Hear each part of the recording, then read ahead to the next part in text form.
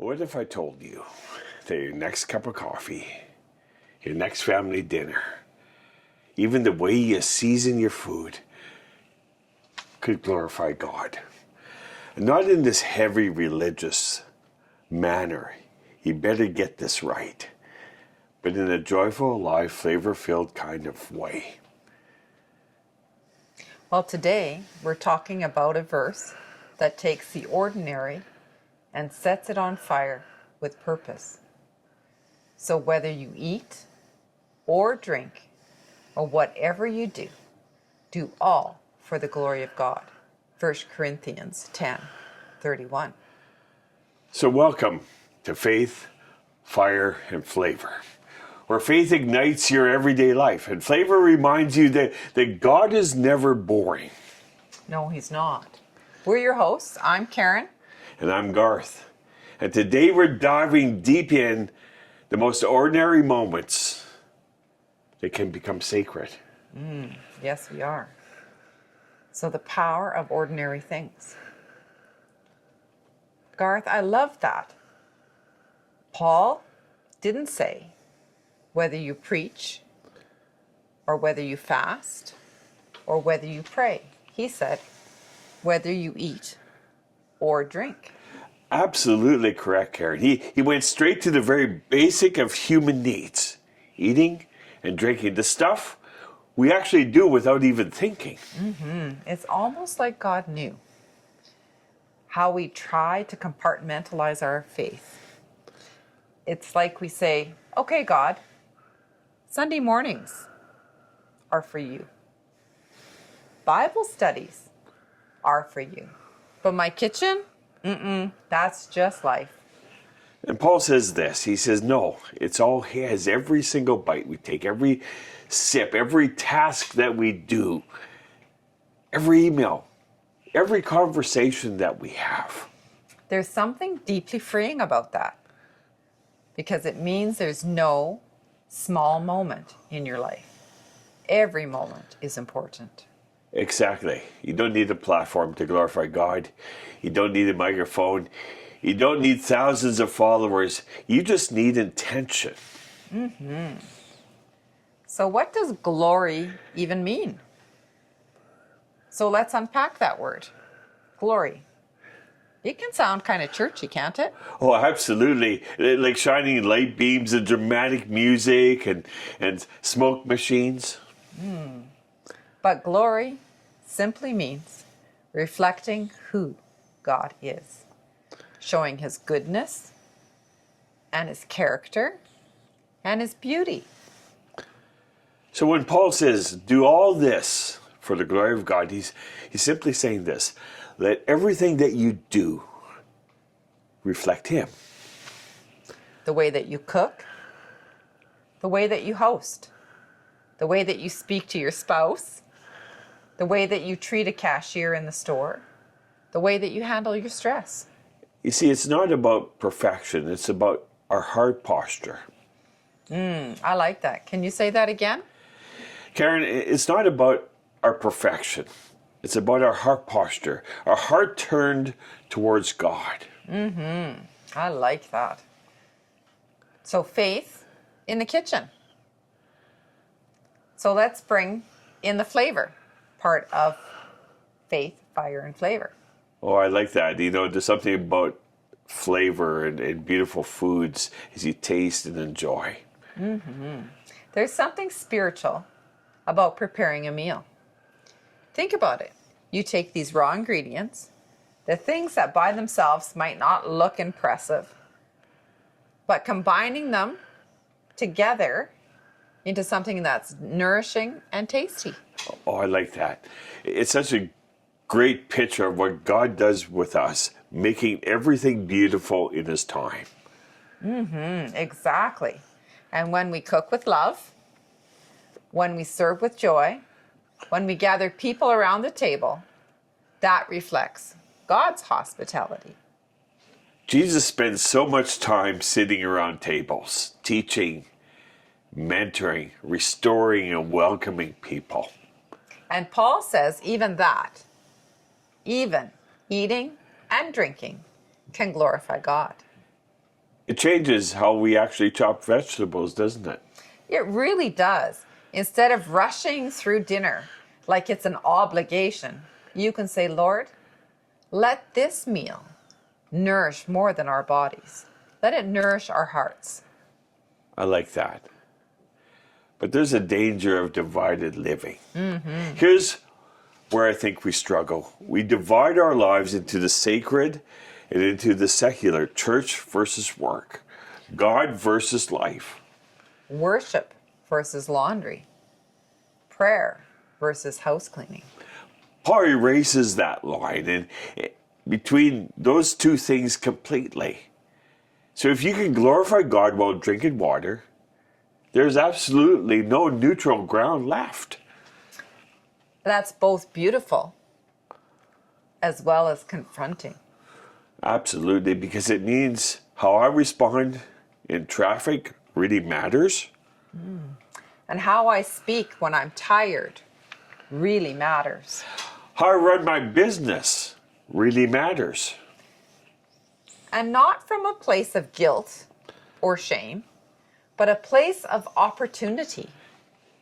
Yes, an opportunity to reflect God, to reflect Jesus. The inner motive. So let's talk about the fire. In faith, fire, and flavor. I love this part. Fire is passion. It's the why behind the what. You can cook an incredible meal and still absolutely miss the point if your heart is bitter. And you can serve in church and still not glorify God if it's only for the applause of men. You see, Paul was talking about a motive of our heart. Why are you doing what you're doing? What drives you? Are you doing it to be seen? To be validated? To be the one in control? Oh, so many people want to be in control. Or are you doing it as an offering? Do you truly want to reflect Jesus, to be a servant? And that's when the shift happens, Garth. When the ordinary becomes an offering of worship. Oh, I like that. You see, there's some practical ways that we can just live this whole thing out. Let's really dive deep into 1 Corinthians 10:31 and what it actually means to live like that. Let's do that. First, we need to invite God into the small moments. Before you cook, whisper, Lord, be in this kitchen. Before you answer an email, Lord, guide my words. Before you eat, pause and give gratitude. You see, gratitude is so huge. It transforms consumption into communion with God. Secondly, we need to have excellence without obsession. Oh, that's good. I like that. Doing your best is worship, not as performance. Yeah, so much of life is about performance, but Colossians talks about working as unto the Lord. That changes the whole standard. It frees us from people pleasing. And thirdly, we need to live with a joyful attitude. Yes, joy glorifies God. So when we live with joy, especially in the simple things, we show the world that God is good. In the book of Philippians, God says we should be joyful always. And it says, and again, and I say it again, rejoice. When it's hard. But what about when it doesn't even feel flavorful? When you're exhausted or overwhelmed, when dinner is frozen pizza or cold cereal, when you're overwhelmed, can that glorify God? I believe it can, absolutely, because glorifying God isn't about aesthetics. It's about our heart posture. It's about trusting Him. And if you trust Him in exhaustion, if you surrender the stress, if you say, Lord, this is all I have today, I give it to you. Now that glorifies him. Yes, it does, because it's not about gourmet, it's about grace. You could say it this way. It's not about perfection or performance. It's about his grace and his glory. You see, when life seems less than gourmet, offer what you have with joy and watch how it turns your ordinary into extraordinary with God. So here's a story. I want to share something personal, Karen.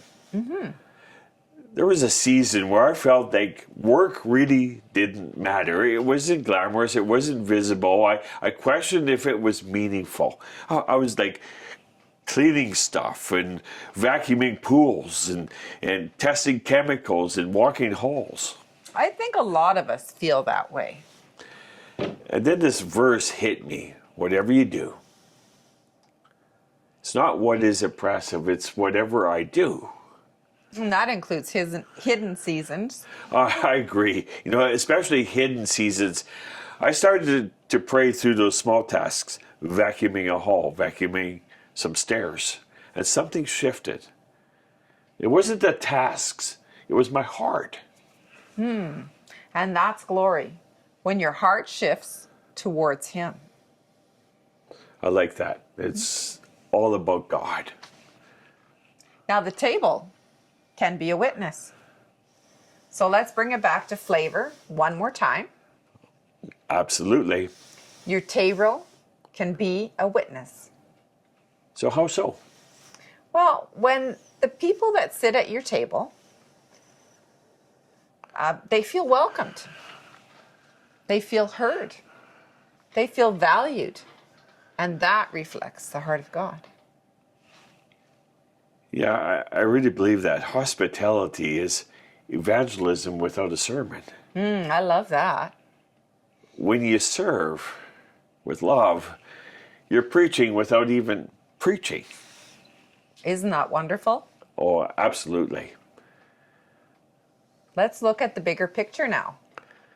This verse is about integration, a whole life of worship. You mean it's not just songs on Sunday, but chopping onions on Monday? Absolutely. It's not just devotionals, but it's doing the dishes with joy. It's not just prayer. It's not just grocery stores. When everything becomes sacred, nothing, absolutely nothing is wasted.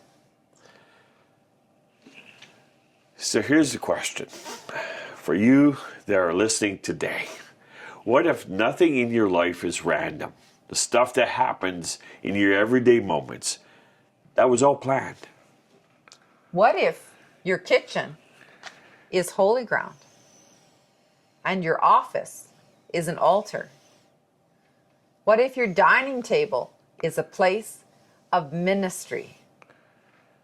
So really, in all reality, so whether you eat or drink or whatever you do, right? Do all for the glory of God. I like that. It's not about pressure. It's not about shame. It's about giving back. Do it out of love. Not to earn approval. No, because you already have his approval. That's so important for us to really understand. It's about faith. It's about fire. And absolutely, it's about flavor. And that's the life we're called to live. Full of flavor, full of faith, full of fire. So this week, as you cook, as you work, as you gather, as you rest, pause and ask, Lord, how can this glorify you? And watch how the ordinary begins to burn with purpose. Thank you for joining us on Faith, Fire, and Flavor. So if this encouraged you, like and subscribe. Share it with someone you'd love to gather around the table with. Until next time, live with faith, burn with fire, savor the flavor. God bless, and have a great day.